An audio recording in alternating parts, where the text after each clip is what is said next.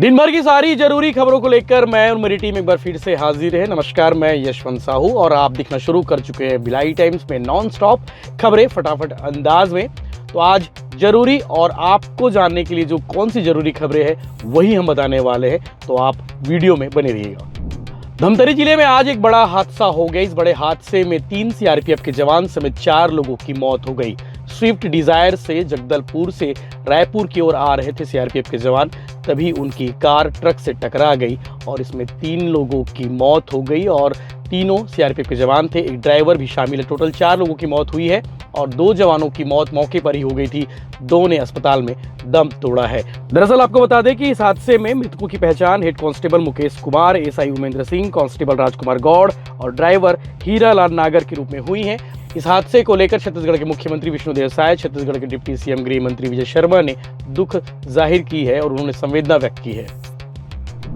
भिलाई में भाई नहीं भाई पर धारदार हथियार से जानलेवा हमला किया और साथ ही जान से मारने की धमकी दी। पूरा मामला सुपेला थाना क्षेत्र का है, जहां पर कोसा नगर स्थित एक घर की सफाई करने जब पीड़ित पहुंचा था, उसी दौरान उसका भाई जो 43 वर्ष का है और उसका नाम प्रणव कुमार दास है, उसने धारदार हथियार लहराकर उस पर हमला किया और साथ ही उसे जान से मारने की धमकी दी। पुलिस ने आरोपी को गिरफ्तार कर उसके खिलाफ बीएनएस की धारा और आर्म्स एक्ट की धाराओं के तहत कार्रवाई की है। 15 फरवरी को दुर्ग जिले में होने वाले महाशिवरात्रि के मेले के आयोजन का जायजा लेने के लिए दुर्ग महापौर अलका बागमार और आयुक्त सुमित अग्रवाल निरीक्षण के लिए शिवनाथ नदी महामरा तट पहुंचे और उन्होंने एक दिशा निर्देश भी जारी किया, जिसमें दुकानों को व्यवस्थित ढंग से रखना है और पॉलीथीन यानी कि प्लास्टिक की सामग्री को ज्यादा उपयोग या ज्यादा बढ़ावा न दिया जाए, इस पर उन्होंने रोक लगाई है।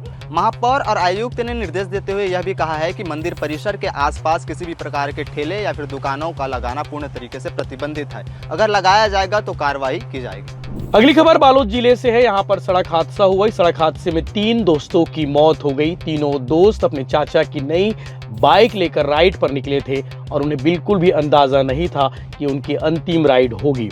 उनकी बाइक सीधे ट्रक से टकरा गई। तीनों की मौके पर ही मौत हो गई। यह हादसा दल्ली राजरा क्षेत्र का है। बालोद से दल्ली राजरा राष्ट्रीय राजमार्ग पर गुजरा के रहने वाले प्रशांत मलेंद्र, विनोद कृपाल और हरीश चुरेंद्र कुसुमकसा से अपने गांव लौट रहे थे। इस दौरान जमही टोल प्लाजा के पास खड़े ट्रक से इनकी बाइक टकरा गई। तीनों की मौके पर मौत हो गई।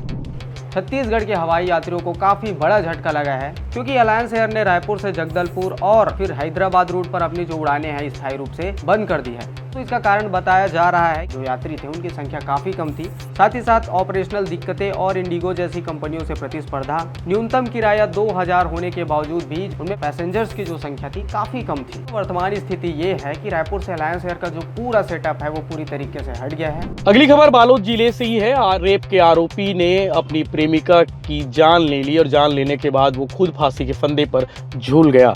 दरअसल आपको बता दें कि बालोद जिले के जेल से छूटने के बाद विचाराधीन कैदी ने आंगनबाड़ी कार्यकर्ता की हत्या कर दी और फिर उसने आंगनबाड़ी केंद्र में ही फांसी लगाकर आत्महत्या कर ली। जानकारी के मुताबिक आंगनबाड़ी कार्यकर्ता का नाम उगेश्वरी देवांगन 54 साल है, जबकि आरोपी का नाम लखनलाल देवांगन 57 साल है। दोनों ग्राम फदरफोर्ड के रहने वाले थे और उगेश्वरी ने लखनलाल से शादी का झांसा देकर रेप का आरोप लगाया था। ऐसे में उसने जेल भेज दिया था। जमानत पर रिहा होने के बाद उसने हत्या की प्लानिंग की और गुरुवार को आंगनबाड़ी केंद्र पहुंचा और चाकू से उगेश्वरी के सिर, गले, सीने पर ताबड़तोड़ वार किया, जिससे मौके पर उसकी मौत हो गई। इस घटना के बाद लखनलाल ने पंखे पर लटक कर खुदकुशी कर ली। पुलिस मामले की जांच में जुटी हुई है।